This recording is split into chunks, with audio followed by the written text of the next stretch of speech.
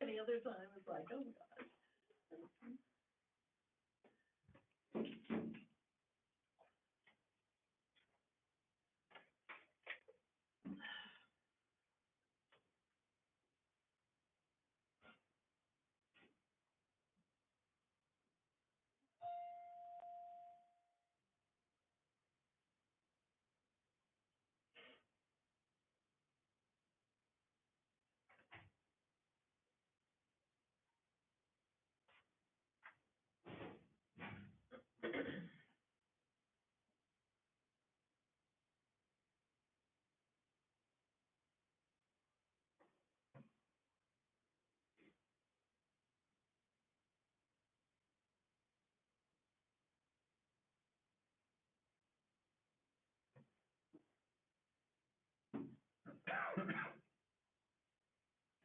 Daddy, that scares me out of your class.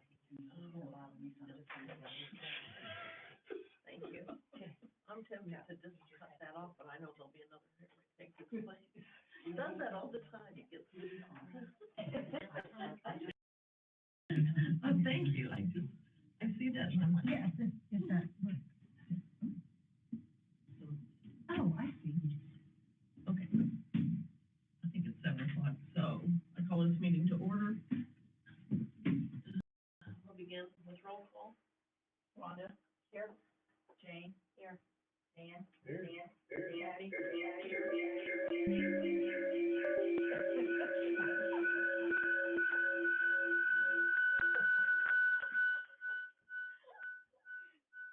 think you went across the miles, Dan. Yeah.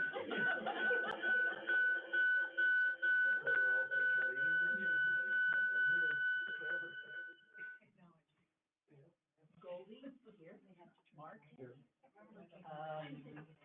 Heather. Here. Harlan. Here. Becky. Claire. All right, Robert, would you like to address the group? Yes, yes. Welcome, everybody, to Lexington. I'm Barbara Snyder. I'm the branch manager here in Lexington. I've been with Trails for 9 years this month. So, we've had a good, long journey together. Nothing too exciting to talk about. Mostly summer reading is kicking into gear, as you guys have probably heard a lot about that. My office is now referred to as the summer reading abyss, because we've got 6-foot trees in there, we've got moss, we've got tons of things from Katie and Haley for prizes. We're stocking up, we're cutting, hanging, all those wonderful things that take months and months and months of planning and preparation for. Remind me what the theme is. It's called Unearth. Unearth a Good Book? You think I would remember that, because, but we've got, I'm sorry? Unearth a Story, thank you, yeah. Because we twist it up in all kinds of ways, dig up a good book, we've been making signs and we kind of play on it a lot. But yeah, so we're excited, we're gonna a lot of the branches, well, and Trails will be sticking kind of to dinosaurs, so digging up bones and things like that. We're doing some of that, we're doing a little bit of, history with it, Egyptians, that kind of thing. I ordered an ant farm for us, so we're gonna unearth a little bit there too. I did get the okay though, right? You bring those ants in the branch, so we just have as much fun as we can with it. And, but other than that, I think that's about it. So I hope you have a good meeting, and if you have any questions, let me know. Thank you. Thank you. Okay, we'll begin with the consent agenda. The minutes are not available, so those we'll do those next month. So it'll be the financial reports that'll be in the consent agenda. Any questions? Well, I'm gonna raise the same questions that I raised before. I haven't been home yet today or yesterday. Did we get updated reports they were sent? Okay, so does that make all of this look this with professional services and the consortium and electronic, does this make it look more balanced? Because I have not seen them. Yeah? Okay. Okay. Okay. Okay, okay, so that's what was emailed, the correct report? Okay, I'll look at that one. Yeah. Okay, all right, thank you for doing that. Okay, do I hear a motion? I move to accept the consent agenda. I'll second. Motion's been made and seconded to accept the consent agenda. More discussion? All in favor, say aye. Aye. Aye. Opposed?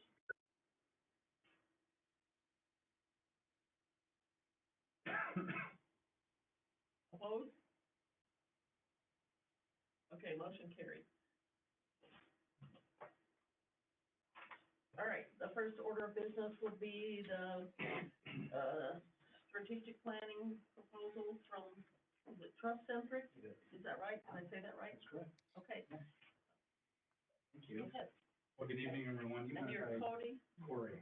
Corey. You can call me Cody. Or called many things. I just heard you. So, no, I'm Corey sorry. is great. So, well, good evening, everyone. It's great to be with you. It's good to be back with Trails Regional Library because I was with them, several weeks ago. I was able to facilitate, a morning professional development session, which, I knew was kind of a big deal because they closed down the whole branch that day. And so we had a wonderful lunch, we had a great professional development session, and got some feedback from Trails Regional Library, and it was very positive, so grateful to be back with you all.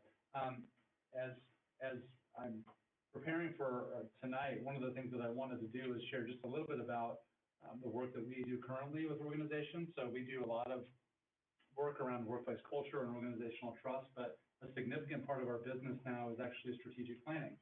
So we're currently working with about 9 different organizations at various stages in their strategic planning process. Some names that you'll probably recognize. One of them includes Olathe Public School District, the $500 million school district, actually the largest school district in all of Kansas City, and we're helping facilitate their strategic plan. That's been a great process thus far with them. We're right in the middle of that process with them. So before I kind of go into my presentation, just a quick show of hands. How many of you have been a part of a formal strategic planning process ever with an organization? Okay. All right. And so with that experience, can you share with me a little bit more about why a new strategic plan or a revised strategic plan is so important for you all? So what are some of the reasons why a new plan is important for you all? Well, with any strategic plan, you've got goals, Okay. and when goals have been met or not met, and especially for any length of time, it's time to revisit. That's right. Okay. What else? What other thoughts? Get everybody on the same page. Everyone on the same page, okay? How about one more rationale of why a strategic plan is important? Anyone, any other thoughts? It gives you direction, which is a very good thing. Awesome, okay? Now, for those of you who've been part of a strategic plan, what are some of the most common frustrations with the strategic planning process? Not everybody is on the same page. Not everybody's on the same page. Or the executive director or CEO is not given clear enough direction. Or perhaps the goals are not measurable. Or what commonly occurs is lots of energy and effort goes into the development of a strategic plan. And the further you get away from the development of the plan, the more that plan moves away from the center of the organization to the edges of the organization.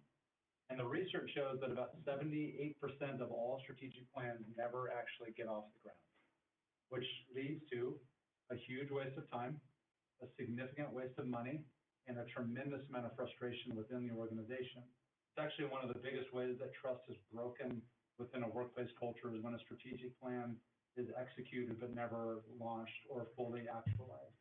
And so that's the work that we do. We work very, very hard at ensuring that a strategic plan is not only built the right way, but that it's activated and actualized. And then we have a methodology and an approach to where the strategic plan, every 6 months or so, it gets revisited, it gets audited, it gets updated. So as opposed to being like a static plan, it's more of a responsive plan. And it becomes a living document for the organization as opposed to one where you set it, kind of look into the crystal ball. I mean, how many of you could have imagined what occurred from 2019 to 2024. Just to give you a case study, Olathe Public Schools, their last strategic plan they launched in 2019. And so a year later, COVID occurred and it affected 30,000 students. And so they had to make a major amendment to the strategic plan. So our whole philosophy with strategic planning is involve as many people as we can on the front end, develop a plan that is ultimately going to be the best operating document for the executive director and the staff. It becomes a centering document for the executive leadership team and the board so that the board is fully aware. And then finally, that the document remains a living document. It's relevant. Otherwise, it becomes obsolete. So that's a little bit about our process. I have a multi-slide deck that I'm not going to share. I actually condensed everything down into a one-pager, and there's a lot of information on it, and I'll pass it out here in just a little bit. But I want to start actually with this framework. I have two total sheets of paper here, so if we could pass this around, that would be great. Oops, there we go. And Jackie does have the slide deck that could accompany this if you would like to see it, and please feel free to share that if you would like to do that. So this is what we call our vision priorities framework, okay? There are three critical components of our vision priorities framework. The first critical component of the vision priorities framework are the colored numbered boxes across the top of the sheet, okay? And these numbered boxes represent what we call vision priorities. And so if you were to take all of the activity of the Trails Regional Library and put it into 4 or 5 buckets of activity. So if you took everything that you all did, what would be a major category or a major bucket that you would want represented within your strategic plan? Any thoughts? You have 4 or 5 buckets to put everything into. What would one of those buckets be? Facilities would be one. Okay, what else? Staff. Staff, absolutely. You alluded to it a little bit earlier on fiscal responsibilities, finances. Okay. Anything else? What about engagement with the community at large? So automatically we got 4. We could get to a 5th or perhaps even a 6th pretty quickly. So our whole philosophy is once we establish those categories, we then develop very bold, aspirational, what we call vision priorities. So let me give you an example from another type of an organization.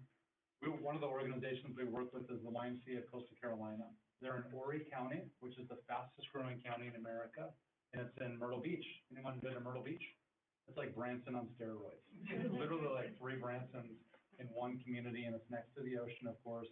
They're growing at a very, very fast rate, and their YMCA is simply too small for their community. And so they needed a bold strategic plan 3 years ago, which we helped facilitate that, and we've been with them along the way. One of their categories was water safety. They have pools in their YMCA's. There are residential pools all over the place in Myrtle Beach. There are hotels and resorts that have pools and water parks. And of course, you've got the Atlantic Ocean. So the need for water safety is significant. And one of the things that the YMCA wanted to do more than anything was to provide water safety skills for as many people as possible. So their category, their vision priority category, like facilities or like fiscal management, or like the community for the YMCA was water safety. But their vision priority, their bold vision for that category was that everyone in their community would be safe around water. So very, very bold. It's a horizon target, it's aspirational, it feels like a blue sky, but it's intended to do that because, as you all know, when an organization has a bold vision, it magnetizes people from around the community, it mobilizes people internally, and it creates a completely different type of a dynamic to develop a strategic plan. So once we develop those vision priorities, we then create what we call strategic objectives. These are the things, and Rhonda, you mentioned it earlier, these are the goals. These are the things that have to be measurable. So we use a simple formula for these strategic objectives, and it's called X to Y by when. So we determine what is our X, then we determine what our Y is, and then we determine when is it that we want the strategic objectives accomplished by in order for these vision priorities to be more realized. Once we go through this whole process, after we've developed the strategic objectives, we then create very specific action plans. And this would be a significant part of the work that Jackie and her team would do in order to create the specific action plans that align with these strategic objectives. In the action plans, that's where the very granular tactical work gets done. The resources required, people required, the objectives and key results, the lagging indicators, the leading indicators, the milestones, the owners of each of the projects, of the tasks. And this is where you have a very robust strategic planning process.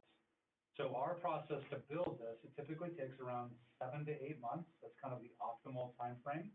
We've done it a little bit faster than that, but the results are better. They're more optimal in that 7 to 8 month time range.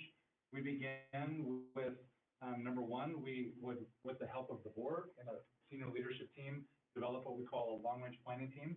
And it's the best long-range planning team experience you can be on because it's what we call a short-term long-range planning team. We meet twice, and we have some interaction in between. And the whole goal of that long-range planning team is to get good representation with a small number of people to start drafting those vision priority statements. And then those vision priority statements would go to more of a community forum where there's kind of a launch of the new vision or a revised vision of the Trails Regional Library. And then that's where we get feedback, and that's also where we recruit people to participate in focus groups and listening sessions. And those focus groups and listening sessions are aligned with those vision priority categories. We facilitate that entire process. We do it via Zoom so that everybody can participate, and you all being more of a decentralized library system, we can utilize Zoom and we can capture it, we can record it, we can share it with those who didn't attend. And then as we get through those listening sessions, those are the data, qualitative data that we use in order to help and work alongside Jackie and her team to start developing those strategic objectives. Once we do the strategic objectives, we give guidance on how to develop action plans. And then once we do that, once we're through that 8 month process, 6 months later, we come back, we provide alongside assistance to Jackie and her team to audit those strategic objectives and make any changes based on the current context or the reality of the organization. One of my clients, a month after they finished their strategic plan, they got it's a nonprofit, they got $1 million unrestricted donation. And if you're familiar with unrestricted donations, that is the best kind of donation. Why is that? Because you can spend it on anything you want. Elevators, air conditioning, program supplies, more books, whatever it is. And she called me frantically. She was like, what do we do? Like, we just finished our strategic plan and we just got $1 million donation. And I said, did you take the donation? And she said, I did. I'm like, good. Now we're going to go back to your strategic plan and we're just going to revise it. We're not going to change our vision priorities. We're going to change our strategic objectives as we need to. Okay? So that was like the 1 hour presentation in about 10 minutes because I want to make sure that I got through that whole process. I'm not going to walk through this entire thing with you, but I will pass it out and I'll point your attention to a couple of things. Thank you very much. So when Jackie and I had a conversation about this, it's been a few months now, she mentioned that, number one, they wanted me to come facilitate some professional development, which we did, and everybody got a copy of my book, and I was honored to be able to provide that for everyone. And then they also got a 16-page workbook, and they had a really robust professional development experience. And one of the things that I told her, she said, well, we also have a potential opportunity for some strategic planning work to occur. And I said, okay, well, let me do this. So number one, I gave a discount because I believe very much in libraries. In fact, I finished my doctoral work in a library, and which is both amazing and traumatic at the same time. To get that completed, it was actually in the Mid-Continent Public Library, and it was the Woodneath branch that I finished my dissertation in several years ago. And so I was able to bring down my pricing a little bit for the professional development. But on the top right-hand corner, you see a normal scope of work for a strategic plan is typically between $25,000 and $30,000. However, I told Jackie, I said, I will do the $3,500 professional development session with you all with my books with absolutely no obligation whatsoever, because it's not, there's no pressure whatsoever. But I said, if you decide to move forward and you do the strategic planning with TrustCentric, I will basically just include that in your strategic planning fee, and I'll offset that by $3,500. And so what the price that is reflected is basically $21,500, which that would actually be, the $25,000 normally, $3,500 has already been paid. in terms of the professional development, that we did. So this reflects a bit more of a discount on it. In terms of how my pricing works, we go typically monthly. However, we can adjust our terms however you would like. Sometimes organizations prefer to spread the fee structure over the course of 2 fiscal years. Other organizations prefer to do it month to month to month, because as a business owner, I know, cash is king and queen, and it's a big deal. And so sometimes organizations want to spread the fee structure over the course of, for example, in this situation, it could be over the course of 8 months, or it could be 7 months, or even if you wanted to spread it out over 12 months, of course, we would work with you on that. This one pager basically demonstrates or shows you all of the components that I just explained to you. However, it shows some of the specific deliverables in each of the 4 phases. So it shows our initial engagement, where there's that alignment, the development of a long-range planning team. It shows the 3-hour stakeholder of the vision gathering. It shows the up to 15 different focus groups connected to these strategic objectives and vision priorities. And then, of course, the ongoing support and facilitated assistance for the staff team in order to develop those strategic objectives. And then all the way, it does include, at the very end there, the 6-month and then the 12-month revisit, where I would come back and we would help facilitate that audit process for those strategic objectives. All right, that was a lot.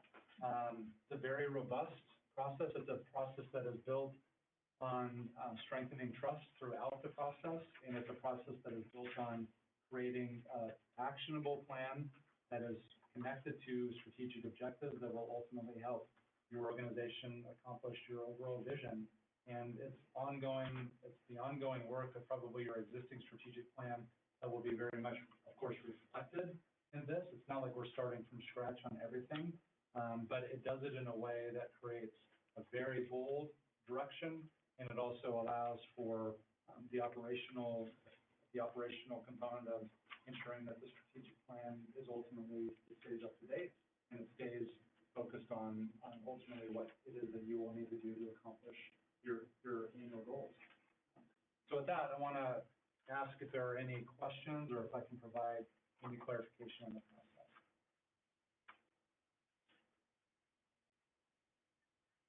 I have one for Jackie. When was the last time we did this? Has there been a prior strategic plan put in place? Yes.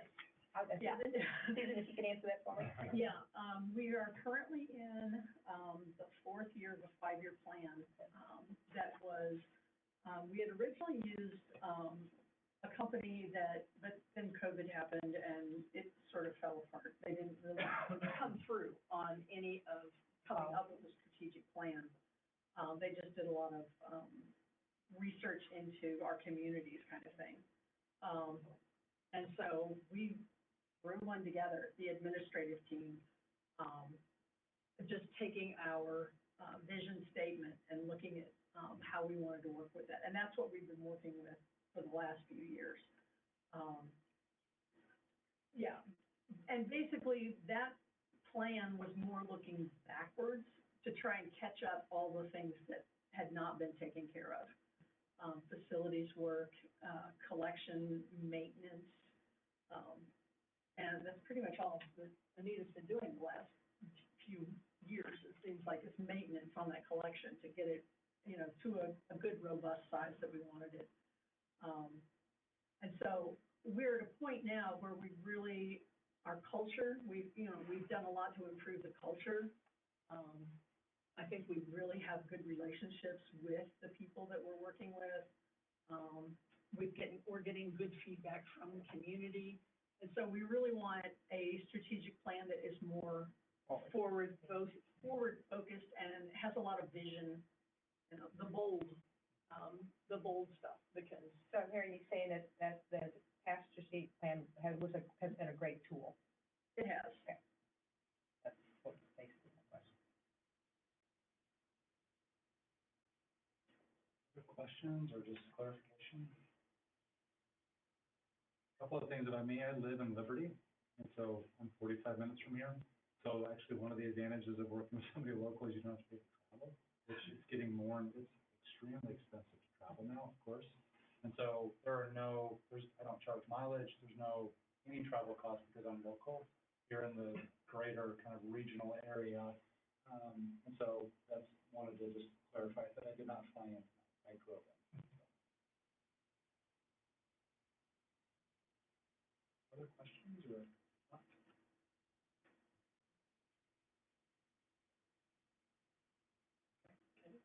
Jackie, anything else? Good. Okay. All right. Thank you all so much Thank for you. allowing me the Yeah, time to thank you for share with being you. here. Of course. And please feel free to share that PowerPoint if you would like. Thank you very much. Okay, that's okay. Thank you.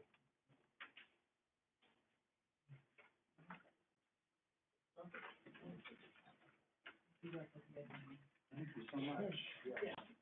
Appreciate it. If we want, okay, okay, so, did everybody hear that? If we want to hire this company, we'll need a motion for that. So, what are your feelings?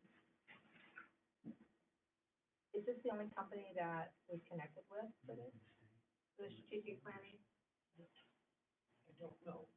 Do you know that, Susan? I do not. Yeah.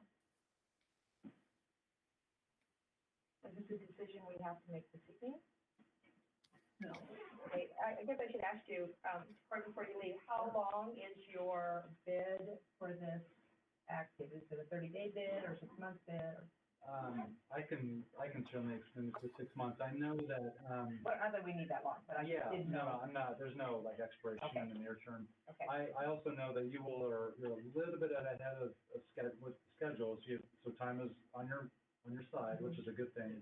And so even if you were to say, let's get it scheduled, we'll get the contract in, of course, I would keep that, even if my pricing were to go up a year from now, I would honor the pricing for whatever you decide on the current proposal, so that's not a problem.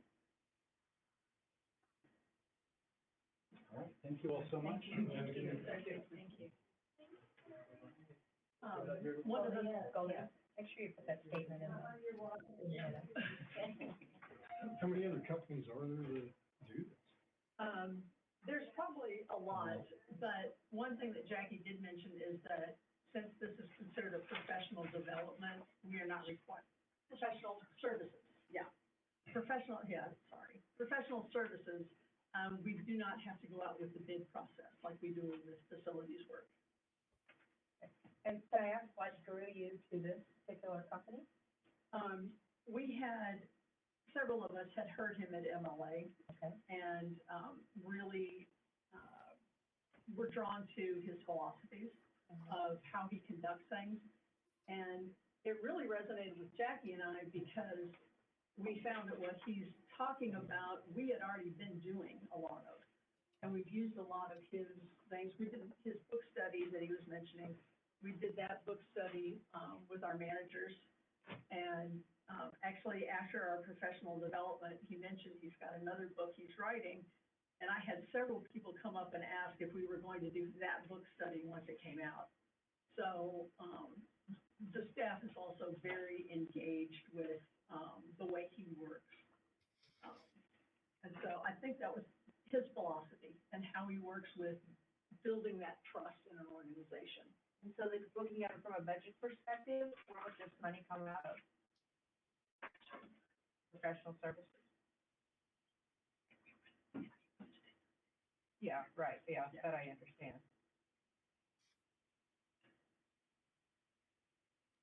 Have we ever paid anyone to do this before? Yes. And that was the one that I felt. How much were they? Yeah. Yeah, we'd have to look it up. And actually, it might have even been more than this because it was stretched out over several years and several directors.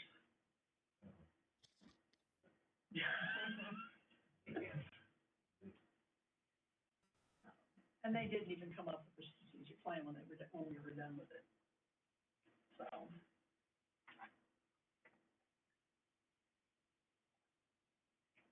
Is the bud closing the trust again? Yes. And if you would like to read it, we do have extra copies. Yeah, I wouldn't mind looking at it, yeah. Okay, sure. We can send one on the run. Thank you. Okay. What are your Julie? I guess my next question is there any anticipation that our budget is going to be tighter next year? It's a complete unknown? It is an unknown, because the legislator doesn't know, they don't know what they're doing. Sorry. That's true. Okay. I mean, when you have, what is it now, 150, 200 different pieces of legislation dealing with tax reforms, they don't know what they're doing. Can we give this a month and mull it over? Yeah, I think that'd be fair. Okay. Is that the consensus? Okay, so we'll Table it for next year. table until next month's meeting.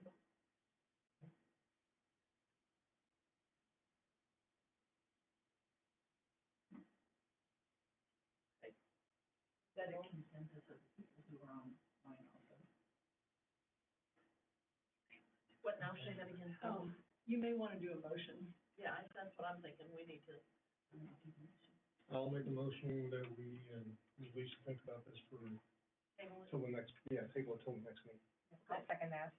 Okay, did you hear that, Harlan and Heather?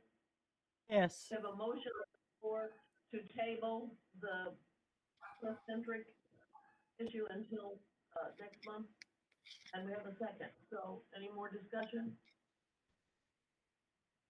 Okay, all in favor, say aye. Aye. Aye. All right. Motion carried. All right, that's tabled until April. Okay, now, we've got Navigate Building Solutions. Colette? Yes. Correct, and Connor? Okay. Good evening, everybody. So unlike Cory, I did not consolidate to one page.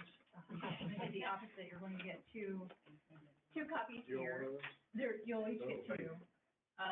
One of them is our base presentation tonight, and then during that, I'm going to take a break and we're going to do a little sidebar with Steve Fuller from there. So we'll guide you through there, but yes, there's two copies there. So The whole packet. That goes, that's the one for. yes, yes.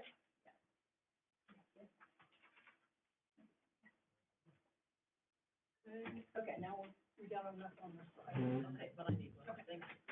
Okay. I'm going to Do, I'm gonna bring one this of up on save the copy for the people that are here.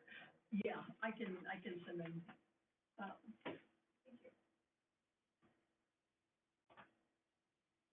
Oh,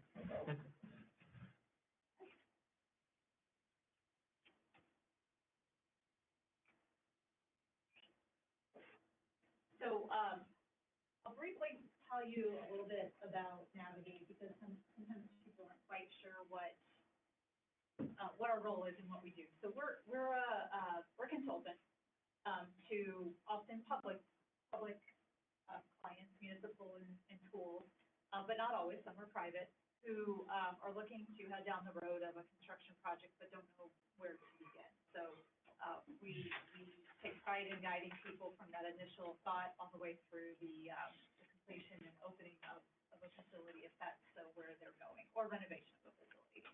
We are not general contractors. We don't, any numbers we give you are estimates, is us projecting what we think your project might cost, but it's never a bid. We help you with the process of taking bids, should that ever be the point that you get to if one project. So, we began meeting with Jackie and Susan a few months ago, understanding that the, possibly part of your next strategic plan is to do some improvements of the Warrensburg branch. So it took some time to walk your facility, meet with Jackie and Susan, talk to them a few times about what are the priorities or the vision of what you see you would like to do at the Warrensburg branch, and kind of prioritize those to A, determine what they may cost, and then B, if they're not all affordable, what items would take priority over others. So our overall agenda for this evening is to walk you through the scope that we came up with, kind of explain the background to the desire for each of those items. And then we've produced a cost opinion of each one. Cost opinion being an estimate, but those numbers will end up being all-inclusive. Our cost opinions include not just the cost of constructing, but will also include a portion of the cost for hiring design consultants, hiring Navigate, things that the library needs to buy directly that won't be included in general contractor scope. So it's kind of a turnkey number when you see it. And then I'll lay out a schedule and a phasing plan for depending which direction you choose to go, should you choose to move forward with any of these renovations.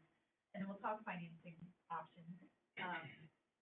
Connor is here with Stifel, and they've looked at the estimates that we've produced and evaluated what the library can do with existing revenue versus what if you have to finance any of these renovations. And then we'll lay out to you what are your next steps. Similar to you had that question with Corey on your strategic plan, when and what do we need to do next? And by all means, answer any questions for you too. So, going through the scope, so one of the items that Susan identified, and Jackie, was that you have 10 rooftop units with HVAC, so heating and cooling units on top of your existing building. Some have been replaced, but there are 5 more that need to be replaced. The refrigerant is outdated, not used anymore. So the goal would be to replace 5 of those, so all of them are up to par and starting a new life. What's there is sort of even beyond the projected life of typical. And then a larger meeting room. So the meeting room that's there, I understand, doesn't even accommodate the library to have an all-staff meeting there, and is a space that you open up to outside parties to use, so the public. So we looked at doing a meeting room that's large enough to accommodate 50 persons, which could help hold your all-staff meetings. It would also be dividable to be split up into 2 spaces, so public groups that want to use it essentially could use the whole thing with 50 people, or split it up and you could have 2 different parties in there at a time. We would include with that all new tables and chairs for 50. And then what we wanted to do too, that the front of that meeting room is very close to the front of the building, which is a good thing, but it's so close that it even cuts off the sight distance from the circulation desk to that door further back where deliveries come in. We wanted to kind of open that space up. So if possible, this meeting room not only getting larger, but could also shift back. But because you want to but you want to let it be used after hours and not have access to the rest of the library, you still need to cut off that area from the library. So it could include a security grill. And let me preface too with this is these are all very high-level concepts. This is just what you could do. I am not a designer either. I should have clarified that. I'm not an architect. I'm not a designer. So ultimately, if these are things you wanted to pursue, the goal would be to have an architect really look at this and fully vet out where should this be, how should it be laid out, how does it affect everything else around it. So I've just provided some images to say, hey, this is what we based the numbers on. This is what you could do, but it definitely warrants further study. The next was to improve the public restroom layout. If anyone has been in those restrooms, I understand that they are very, very tight, the space between the 2 stall partitions, and then also just how close even the ADA stall, which is a large stall, the toilet somehow got located very close to the wall. So I'd like to think that's as easy, I tell you, it's just as easy as take the toilet out and move it, but there's a whole lot of plumbing, involved in that. You'd be opening up that center wall completely, relocating plumbing, closing that wall back up, and then reinstalling new toilet partitions. I think it's feasible. It also, though, needs further study by a design professional who can evaluate what's the right space, what gets taken away, are we still meeting code for number of fixtures per occupant of the building. Secure entry points. I alluded to this a little bit, that from the circulation desk, which is right up there, on the floor plan. Attendees can't see the door where the public deliveries come in, or the door to your back, green space. And even if we move the meeting room, that doesn't completely solve sightline issues, but it's a security issue of, staff not being able to see those two doors, although you do want those doors open. So if there's a means to either modify or add electric locking with a remote release at the front desk, or add or relocate cameras to just have a better visual of that space, whatever could be done to provide a little bit more security for those two entrances is the goal of this one. A new circulation desk. That larger picture up on the right is the backside of the current one. You can kind of see it's been cut, modified. It wasn't necessarily, built cohesively as an original, circulation desk. So the goal would be a new circulation desk that also has an accessible section for both, someone behind the desk, like a staff, and also people, the public coming in, to have a section that's dropped, but to still have the rest of it have that higher part that kind of conceals and hides the workspace behind it. And with that being out from the wall, we would also want to get some power and data to it, which, with a building like yours on grade, it would require some, cut the concrete, run a trench to the desk for power and data, and then put that back in, versus having that stuff kind of drop down from the ceiling via visual deterrent. The building, given that it wasn't originally built as a library and as a furniture warehouse, even though I think some awnings have been put on it to help shade those windows, they still take on quite a bit. They seem to take on quite a bit of heat load. I understand that energy efficiency is a question in this building of, could it be more energy efficient, because that's extra cost long term. So, the idea here would be to either add tinting, like a darker tint to those windows with some film to help reflect some of that heat load, or change the glass out to a more thermally efficient glass that can help hold your cooling and heat in and keep that heat load out of it. And then I think there's a few other minor things too that on the exterior, some locations where birds seem to be getting in time to time, and then a few weeks to just find those leaks and get those repaired and get the whole building sealed up. Office improvements. So tech services right now, some of the pictures over to the right, they have a space that again, a building that you fit into, but a lot of the walls around it were solid walls that aren't easily moved to make the space bigger or to reshape it. What we look to do there is revamp that space to make it more usable for them. They do a lot of work with, obviously with all the materials you see there. Give them a good workspace to make the flow go well, and then good, like workstations to be working at too, where they have the space they need in one consistent, continuous surface versus little desks here and there and individual parts throughout. And then creating a passport desk with a photography backdrop. I think to do this, the board, to actually become a place that does passport production, the board would have to vote on that, but this would be just to build that space. And then if you did opt to do that, I believe Jackie said that would be a source of revenue for the library too. So all it really consists of is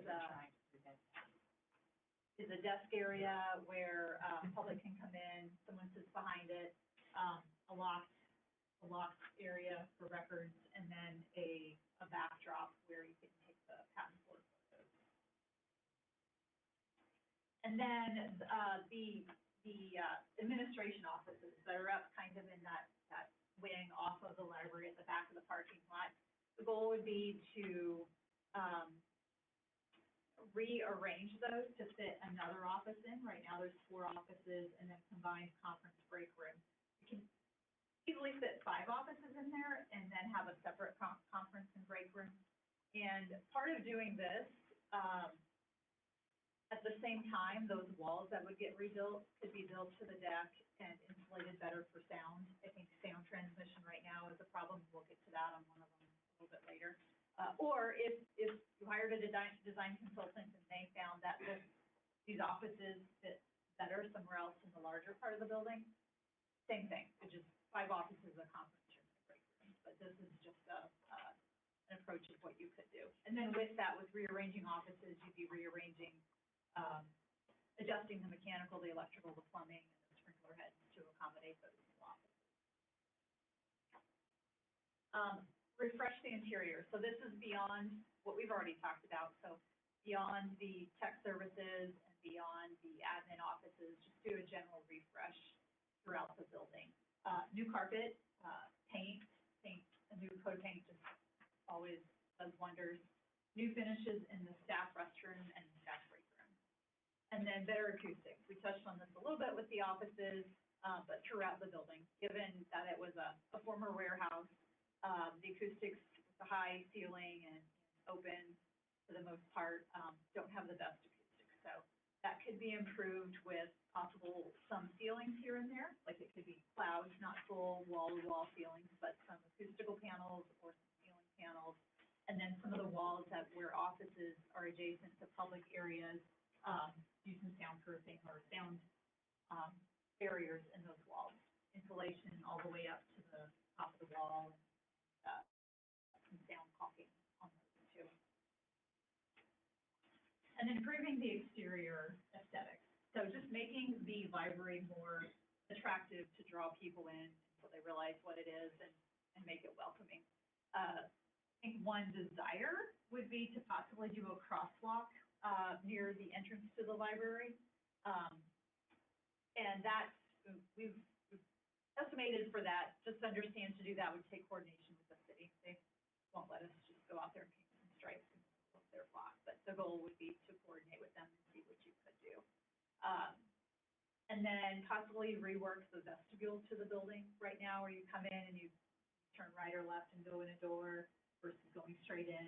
If reworking that vestibule would make it more inviting. Back by the admin wing, there's what used to be a loading dock, so there's some stairs behind a concrete wall, and the stairs are not in great shape right now, dangerous, I guess. And then there's an enclosure for a trash cans or trash dumpster. The idea was to take that wall and the stairs off and that dumpster enclosure off and just do a nice new set of stairs, railing up to the door. And then also over to the left, you see in that upper picture, between the far end of the library and the adjacent property is a small strip that seems to be used for a cut through right now. So if you could take those metal stairs away, and then at the other end, we could put in a barrier also so people can't cut through there. It too is a safety risk because there's a retaining wall there that people going through there on your property could fall. Accessibility improvements. This is always key to be improving facilities, to be, again, more welcoming and serve more of the community. Right now, your book drop is by the front door. One has to walk up to it and be able to reach it. If that could get moved, or a new one could be put out of the street at a lower level, possibly people could drop off from their car.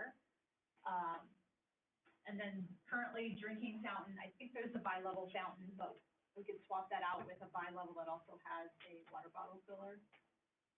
And then creating a special needs, a quiet space for special needs. And then that accessibility also, taking out that stairs that I already talked about on the far end of the building.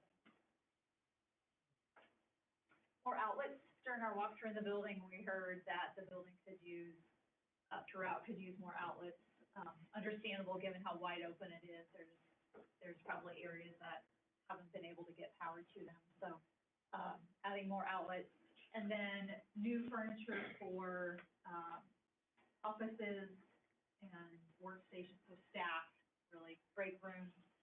You can see a lot of the furniture is mismatched and similar to what we saw in tech services, like several work surfaces throughout an office. To replace furniture, you get a more cohesive or continuous work surface all in one unit versus having separate pieces of furniture throughout the space. And then creating an outdoor space. I think library got a great start on that in the back with having that wide open trees in the back and then wide open space and that new sidewalk. Jackie had the vision and Susan of adding some like seat walls out there and like a presenter space for some outdoor, programs.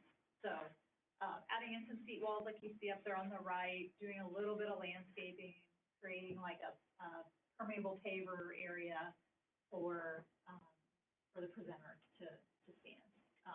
It would be a big draw, maybe for your summer reading or just throughout the year too. And the last item was, that the building could use a public address system for broadcasting messages throughout the building. So that's a not so brief explanation of the program, wish list that we went through together. So then next we applied some, estimates to those. And like I said, these numbers include, I guess I'd call it a prorated portion of the design fee that would need to, be utilized to get these designed, hiring, navigate, anything else, what we call soft cost permitting that may apply. So those numbers are sort of turnkey or all inclusive. So for the scope that we just spoke about, those would be, our estimated cost is about 2.8. And again, these are very, very high level numbers. There are a couple of long range considerations too. So as we went through this process, there were a few times when Jackie and Susan said, hey, that would have been great. I know we had it on our list, but that's probably too expensive. Let's set that aside. But I still wanted to capture them because when we get further down in this presentation and start talking about financing, if you so choose to go out to the public for a vote to capture financing for this wish list, you're going to do that. You may just want to consider, if we're going to do that, let's do it once and do it right and get the rest of the things in pipeline. So a couple more considerations are to create a hardened space for storm refuge. Right now, the only place to go during a storm is in the small, very limited basement in the center of the building. That's down some very steep steps and not accessible for someone who can't do steps. So what could happen is in one of the areas, maybe that's already being renovated or remodeled or rebuilt, could be built what we call hardened. It wouldn't be a true FEMA storm shelter. There's a lot of requirements for that, but just the space where your walls are solid walls, maybe CMU like concrete block with a concrete lid on top of it. It's the space where you would want to go if you were in that warehouse building and the storm were coming through and you wanted to be safe, but you could not take stairs down to the basement. This is where you would want to go. The other one, we were talking about energy efficiency, and although the roof is fairly new, if you were concerned about energy efficiency, you could have a roof inspector take a quarter of the insulation, see just how thick it is, and if it truly isn't providing what we call the R rating, the thermal rating that you need for that building, doesn't mean you have to do a new roof and new insulation, but you could consider going to the underside of the deck and doing some insulation on the bottom side to help further make your building more energy efficient. And then in that interior refresh, we talked about paint and carpet. You could take that one step further and do some ceilings beyond just the acoustical panels, and then do lighting too, if you wanted to. And then that crosswalk that we talked about was in the base scope is just a crosswalk with some signage. If you wanted to take that one step further, you can consider pursuing a crosswalk light there too to further protect your visitors. Again, if the city would allow it. And so one of the first things we had looked at, but then we took it off the table, was removing the chairlift. Currently, in the back hallway that goes towards your outdoor space, there's a chairlift there. That could be taken out. Some people aren't very comfortable using a chairlift. I'm not sure if it even works. It does work, Okay. but the key's kept in the safe, so somebody has to come up to the office to get the key. Okay. Or, Yeah. yeah. Whereas if we took that out and built a ramp, then it's just easily accessible for anyone to navigate the offset of the door versus the main library door. And then additional furniture. So the furniture we talked about already was really just in staff areas. If you wanted to expand that to other furniture throughout the public space, that would be an additional one. So these additional long-range considerations total 1.7 estimate. So if you put those both together, what we'll call the base scope and then the expanded scope, our estimate is all in would be 4.5. We're estimating what, if you wanted to do all of those renovations, it'd be 4.5. And then I noted here that those include prevailing wages. Being a public entity, you would be required to put this out to bid. Bids would have to include prevailing wage, and these include the contractor's overhead profit and contingency. These numbers are also escalated to 2028. So, we wouldn't want to tell you an estimated cost, hey, here's what it costs today, knowing that you likely aren't going to put this out to bid possibly for another 2 years. So these are escalated to project, here's what we would think this would cost if you did it. And then the numbers include those soft costs that I explained earlier too. So then talking about program and schedule of how this would all lay out. So if you were to move forward now, and utilize whatever, I guess, profit you have right now or available funding from your current income, and you would need to go out then for a referendum to the public. The next steps would be to engage us beyond what our current task is for you. As of this presentation, we're wrapping up our task for you, but it would be to engage us for the next steps of getting a design team on board, hiring a design team. So to do that, you would put out, that's a professional service like Jackie was talking about, so it's not a bid situation, but you would put out a request for qualifications. So architects could reply to that, provide their qualifications, provide why they're the best fit for this project, and then you could choose from there, and then you negotiate their cost with them. And then we'd want to revisit the program scope, really confirm that a little closer. And then they would be off and running for a design phase. And that design phase usually runs, it's about 8-9 months. So running from September to April. And then you could put this out to bid next spring, summer.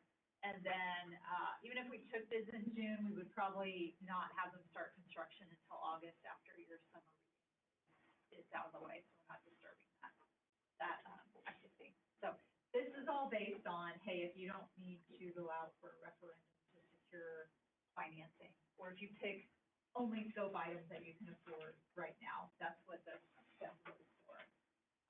If you decided to go with enough scope renovations that you, for more than what you could afford right now, you have the option of pursuing a tax levy or bond, which Connor will talk a little bit more about. But to do that, you'd have to plan ahead for a referendum. So you could still get us on board in April. We'd still recommend that, and also hire a bond counsel, bond consultant to help you work through what you need to do to apply for referendum. And you would still hire a design team. It would be on a limited basis. So Navigate and the design team, we're not under contract for the entire project. It would only be to do whatever we need to do to help you get prepared for going to the public with information about what you want to do for your referendum. And again, we would refresh and confirm those program scopes. And then once you got locked in on what you want to share with the public and sort of start engaging the public, you have several months to do that. Hold open houses, information sessions, put out flyers, whatever you want to do to inform them of the upcoming vote. And then that, if you did, for example, an April referendum, and as soon as that referendum would pass, then you would go ahead and lock in Navigate and the design team for the rest of the design phase. And then everything else proceeds similar to what I explained before. If you did that full base scope of, say, 2.8 million, or even that plus the expanded scope of 4.5, we'd probably look at the construction taking place in phases so that we don't disturb the entire library at one time, and we can phase it around the summer work. It would still all bid as one bid package, but we would be telling the contractors or the bidders that the work will get phased. Okay, so financing options. So those numbers, obviously, nobody has 2.8 or 4.5 just sitting in the bank ready for this project, I understand.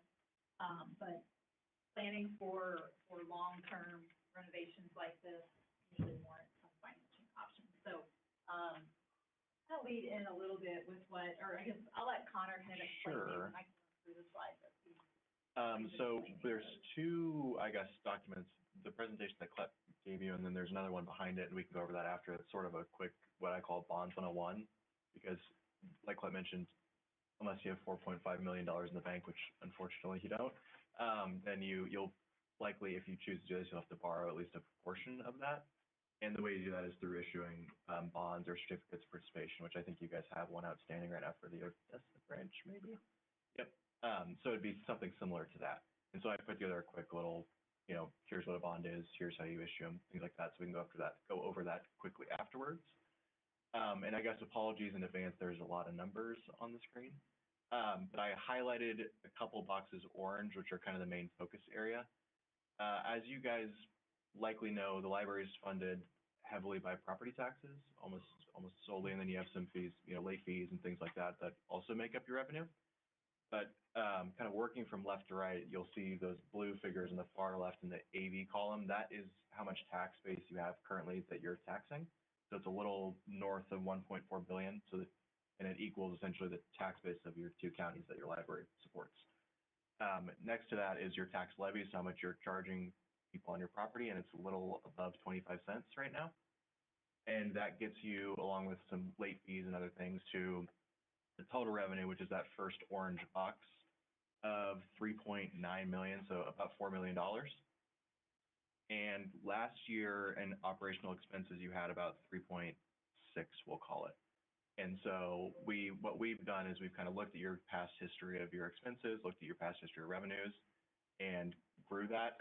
In this case, we're just growing them at the same rate to kind of give you a balanced look. And so we're growing that at 2%. And you'll maybe see at the bottom of the screen, the library's been actually growing by about 5.5% over the past 5 years in your tax base. The reason we're using 2% is because we're trying to stay very conservative on our estimates here. For a couple reasons, one of which Susan mentioned earlier, there's a lot of tax bills going through the state right now that could have an adverse impact on the library. One of which is, I guess, already through, which is Senate Bill 190, which freezes property taxes for certain individuals. And then there's another one that is currently being challenged legally, but is going on the ballots in April.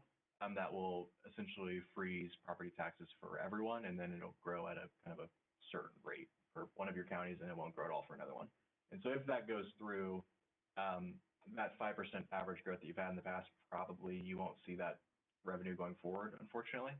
And so we use 2% as kind of a rough estimate, but unfortunately we don't know the full impact of it until it goes in place, because the counties are facilitating it possibly differently, and then it's also getting challenged, so you don't know if it'll, get thrown out or it'll stay. So it's kind of everything's up in the air right now. So it makes it fun to do these projections. But I guess aside from that, so you had $4 million in revenue, and you had about 3.7 million in expenses. And so that brings us to our kind of last two orange boxes on the right. You are generating, and we're estimating, about $150,000 a year that you're putting into your fund balance. So that's awesome. That's great. And then you have about 3.6 million in unassigned cash right now, and then that'll kind of grow throughout the life of this 20 years. And so that is kind of the first your snapshot of where you are currently. So you're in a very healthy spot, without taking on any sort of new debt or projects. So I needed Connor to really explain this. This was a whole lot of numbers that just made me cross-eyed. But the outcome of it, the bottom line is that your total revenue, that first orange box, versus your total expenses, the second orange box, the delta of those is that third orange box, which is the fund balance, meaning every year that's what he's projecting you have left over or to spare between what you bring in and what you pay out, so there's 150 there, that's not spoken for. And right now, it just goes to your overall fund balance. So that will play into, some of the next slides of, you know, what could you afford right now if you didn't try to increase that tax levy or go for a bond? So does that, Does anyone have any questions over yeah, over does that right make now? sense? Okay. And so, kind of leading into the next topic, what I put together is exactly what Colette said, what could you afford, kind of the maximum with the amount of revenue you had on hand, so that $150,000 a year, what could you afford with that? And kind of the long story short, it's about $2 million of a financing. And those two columns highlighted orange, I want to draw out specifically how you'll see at the top where it says 153 in the first year and then drops down to 19,000 after that. To do a $2 million financing, it would, under the current assumptions in this, it would use up essentially all of your guys' operating revenue. So I'm not suggesting that you do that. I just wanted to show it as, you know, if you wanted to use all the money you had on hand, that is what you could afford. Like I said, there's some adverse tax legislation going through right now. So if one of those does pass, you know, that we're saying you were adding 20,000 to your fund balance a year in this scenario would probably turn negative. So this was just to highlight that, you know, in theory, you could issue up to $2 million in debt under your current revenue assumptions, but there's a lot of things that can make that change pretty quickly. And so it you know, I wouldn't in good conscience want to recommend you to do this. What it might lead to Yep. is, yeah, 2 million very much puts you on the line of no wiggle room. Yes. But something less than 2 million is potentially affordable. It's just how risky do you want to get on having a buffer or a threshold? Oh, hold on. So that was where we were going to jump. So that's kind of telling you what you could do with your current revenue. If you opted to pursue increased financing either through a bond or a tax levy, that's where you asked Connor to kind of explain those differences. So I'm going to switch over to a presentation specifically on bonds versus tax levies.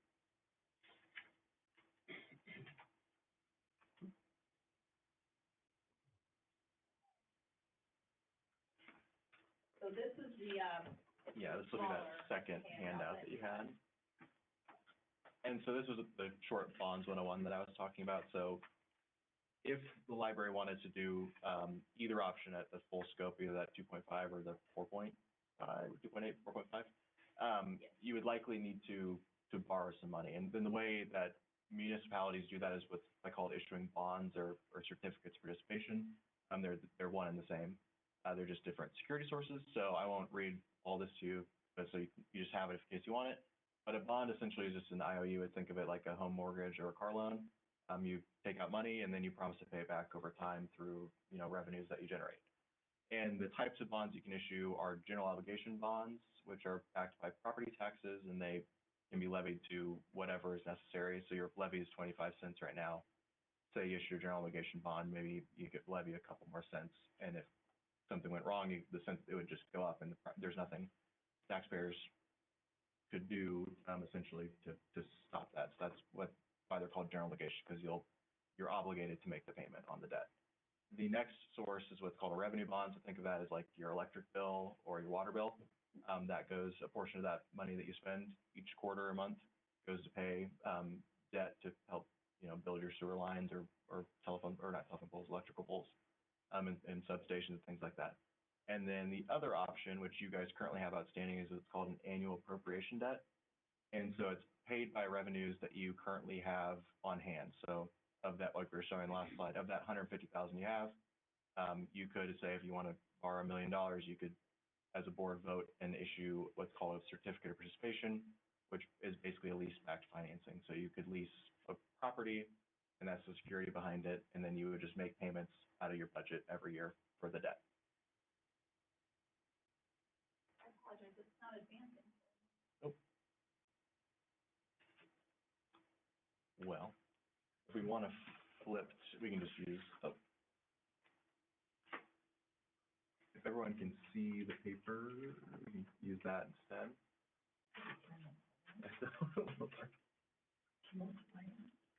Yeah, if we're gonna use paper, let's turn it on so we can see it. Better.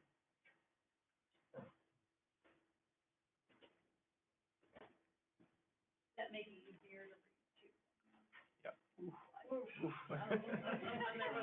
Whoopsie. So I'll just hold this up. So on this slide is summarizing the two kind of main sources of funding that libraries can use. Since you guys aren't, you know, a utility or run water, certain things, you can't issue revenue bonds in that aspect. So the two main sources that you guys can use are what's called a general obligation bond or a lease or certificate of participation, which you currently have outstanding. So the difference between the two, I briefly touched on a second ago, but a general obligation bond is you're obligated to make that payment by any means necessary. So it takes a vote, well, actually we'll take a vote of the people in your case, but a general obligation bond takes a higher threshold because you're asking taxpayers to say, hey, you know, if for some reason that our assessed value goes down or we don't have enough revenue to pay this debt, we're going to raise taxes on you to make the payment. So that's why it's a little slightly higher threshold than any other type of financing. And so in Missouri, it requires a 4/7 or a 2/3 passage rate. And in your case, it would be an aggregate across your two counties. So it wouldn't be county one, if one county passed it and one didn't, it wouldn't fail. It would just be an aggregate between the two. You guys are in kind of a little unique situation in that aspect. The good news about it is because it has that higher security behind it of you could levy property taxes to make the payment, it has a higher credit rating and you guys get lower interest rates. So you can borrow money at a lower rate. And then you have a maximum debt limit for libraries of 5% of your assessed value. In your guys' case, that is not a problem since you have a very high assessed value, unless you're wanting to issue, you know, a lot of debt, which I don't think you are, then that won't come into play for you, and you have a maximum maturity of 20 years, so you can't borrow money for longer than 20 years. The other option is what's called a lease debt, which is what you have currently in your Odessa branch. And basically what you do is you take a lease out on your property, and that is a security. Just think of it like a home mortgage. You know, you take a mortgage out on your house, that's security behind it. If you don't make your payment, someone will come in and, in theory, take your house. It works the exact same way with a certificate or lease-back financing for municipality. And if you have the revenue source available, you don't need to go out to voters to get approval. It's just a vote of the board. So, you know, if you said, hey, we wanted to borrow $1 million and we thought you had enough money to do that, then it would just be a vote of the board saying, you know, yes, we want to move forward with that. If you do have to get a levy increase, then you do need to go to the vote of the people. But in this case, it's not requiring that same security where, you know, no matter what, we're going to raise your tax if something goes poorly. It requires only a 50% plus one passage rate. And so in that case, you know, if for some reason, you know, adverse tax legislation passed or a bunch of employers left the counties and your AV dropped substantially, then you're not going to levy property taxes higher on people to make that bond payment. You would have to kind of think of a different way to appropriate those funds or in, you know, doomsday scenario, default on the debt. But hopefully that doesn't happen. And so with that, it has a little lower credit rating because there's a little higher risk compared to a general obligation bond. And there's no maximum limit of what you could issue, it's just what you could afford. And then typically the length of the financing is tied to the project, so it can go 30 years plus. Typically issuers don't like taking out, you know, debt for that long. But, you know, if you're financing an asset like a building that can last 30 years, then some people tie it to the life of the asset. Any questions over those two options? So the takeaway I had gotten from Connor, you can correct me if I'm wrong, is that, the bond, number one, requires 4/7 or 2/3 vote. Yep. The levy is just 50% plus one. The bond doesn't fix the taxpayer's rate. It just says, hey, all taxpayers, there's this much money that you guys have to pay off. So if the base shrinks, that's more per person to pay. Yeah, the ballot language will have an estimate of the tax rate. So it'll say, we'll just throw out, if you're going to raise your tax, it'll say, hey, you know, we're considering issuing a bond to fix, you know, X, Y, Z in the branch. Should you approve this, it's estimated that your tax levy will move from 25 cents to 27 cents. And kind of the key word is that it's estimated that it'll move to that or stay the same or the language. So it's saying, hey, we think it'll be here, but, you know, if something doomsday scenario happens and we have to, you know, we can raise your taxes. So it'll tell you what you think the levy will be, but, you know, it states it fairly clearly that if something happens that, you know, you're voting that we can and will raise your property tax if we have to. So, and if it's the library, because you're getting a set amount no matter what, taxpayers may just have to look at the fluctuation. On the flip side, then the tax levy is just say, hey, we're looking to increase your tax rate from this to this, and then that sticks. If the tax base goes down, then that just means the revenue for the library goes down a little bit. And that's not an immediate thing, that's a, so, does that help? And then, on here, and we're not asking you to make a decision on this tonight or anything. I just put these dates on here as a heads up. In Missouri, you can go to elections for bonds 4 times a year, February, April, August, and November. And I don't know why, our state's a little funky. I think it's actually, I know it's because of there's certain turnouts in some election dates compared to others. And so in certain election dates, you have a 2/3 approval that you need to get, and some you need 4/7. April's always 4/7. And then in odd numbers years, 2/3 for every other election, and even numbers years, it's 4/7 everywhere but February. The theory behind it is there's certain elections that there's more turnout, but yeah, it's a little funky. So when you plan it, a lot of people go to April because it's always 4/7, and it's kind of easier to plan around that, and they typically have a pretty good turnout, so that's what people like to choose, but you know, that's not saying you do or don't have to do that if you choose to go to an election. And so that's just for that general obligation bonds, that left side of the prior page. If you chose to do just a tax levy increase to your operating fund, it's just a 50% +1 at any of those election dates. So from that, I guess that standpoint, it's a little cleaner, but yeah, those are the election dates, and then beneath it are just the deadlines for when you would have to file if you wanted to, you know, put something on the ballot. And to put something on the ballot, it would just be a vote of the board to do that. And then this last slide over here is just how a bond process works. We, I would say, are kind of right in stage 1 where we're, you know, proposing projects or thinking of ideas that maybe you need to finance. And then we'll kind of work our way through it. I won't go through all of it, but basically financing teams assembled.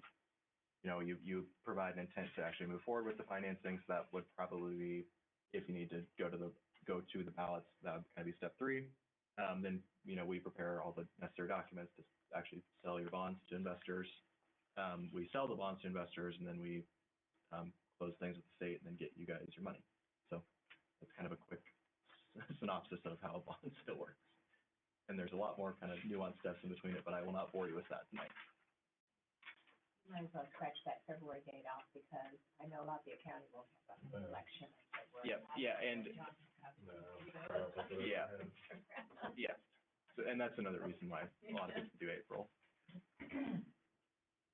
Yeah, we have one issuer that likes to go in February all the time, and they're typically the only one on the ballot, so they have to front a lot of the bill for that, which is interesting, but. And a lot of times on the odd numbered years, we don't even have a April election. Yeah. We're an August one, yeah. Yep, and that's, you guys aren't alone in that. Okay, so like we were talking about, you have, you know, 150,000 in revenue to play with right now. Doing a 2 million, and this was what this top chart is, it's how much project you could afford and how much that would cost you over time, every year for 20 years. So $1 million project would roughly cost you $80,000 a year. A 2 million is about 265, 250. A 5 million is 415,000 a year, 10 million, and so on and so on and so on. So you'll see that, you know, anything really 2 million and above is above your 150 to 160,000 that you're generating a year. And so if you wanted to pursue anything above that, likely what would need to happen is you would need to go to the voters to ask for some sort of tax levy increase, whether it be for a general obligation bond or just increasing your operating levy and pay for it out of that. And so with that is what these two bottom sheets are trying to show, is the very bottom left is how much a 1 cent levy, or how much in 1 cent levy, a 5 cent levy, a 10 cent levy, 15 and 20 cent levy would increase revenue wise for the library. And it's 1 cent is 150,000, 5 cents is 740, 10 cents is 1.4 million, and so on and so on. And so those, 5, 10 and onward are, a lot more than what you're currently proposing. So it'd be somewhere in between 1 and 5 cents is likely where you would end up. And then this bottom right column is, I wanted to show, if you're going to go into voters and ask to increase your taxes, what impact would that be on them? Because I think that's important for you all to know and for them to know. And so I tried to put together, so a $100,000 home is about a $1.90 increase if you did a 1 cent increase. On a 1 cent levy increase, it'd be for a $250,000 home, it's $4.75 a year. $500,000 home, it's a little shy of $10, and then $1 million a year, it's $19. So if you did, let's say 2 cents, it'd be about $20 on a $500,000 home a year. 5 cents, $40 or so dollars. And so that is just kind of for your information of what kind of the impact is on the individual, and then on the bottom left is what that revenue would generate for you all. Are there any questions over any of those items? Okay, and so back to the numbers, sorry. So this is that same sheet I showed you earlier, except you'll see in the far left, whether it's highlighted yellow, is it's raising your 25-cent levy right now to 27 cents. So raising it by 2 cents. And then that same, use of fund balance that in the green or the orange box, the second from the right in the orange box, went from, we'll say it was 20,000 a year for that same financing, actually a little smaller financing. You now have, a fair chunk of funds left over to be able to finance that $2.83 million projects. Not the full scope, but just the, initial smaller scope of that Colette just went over. And then if you chose to do the full, $4.5 million, so everything on your wish list, I increased the tax levy by 3 cents to get you there. Both of these would be in between kind of 1 to 3 cents, depending on what project you chose to do and tax legislation going through currently, I guess is kind of the big overarching one.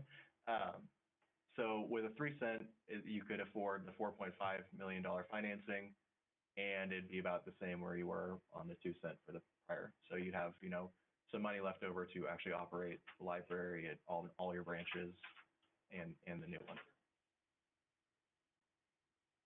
And still put a little bit of money away in your fund balance. Are there any questions over this? No, but I will make a comment, Jackie, what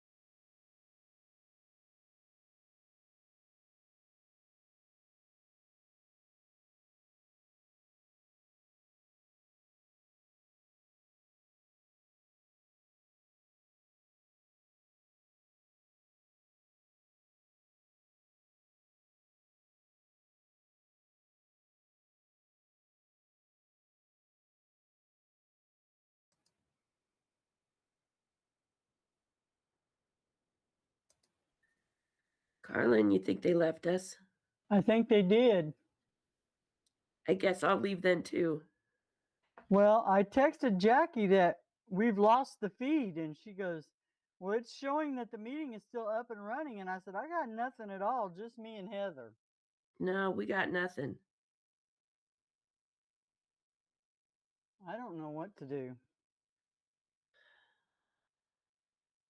Are these the same two? These are the people that we agreed to give us bids last time? Yeah, Yeah, it's taking forever. I know. It's hard to follow because we don't have the paper. Oh, yeah, we can't see anything. All right, well, I'm sick, so it's 8:30. I'm going to bed. Yeah, I really don't feel well either, so Well, let's call it a night. I agree. All right, we'll catch him next time. Take care, Carlin. You too, hun. Bye. Bye-bye.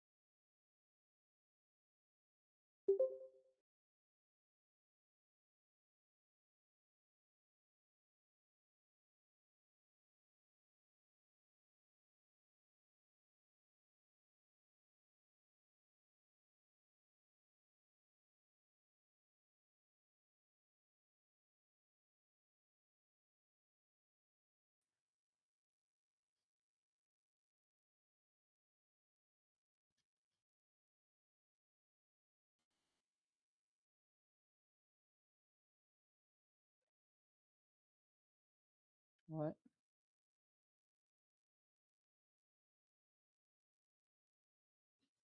My meeting shut down. So I got out and went back in, and I still don't got anything.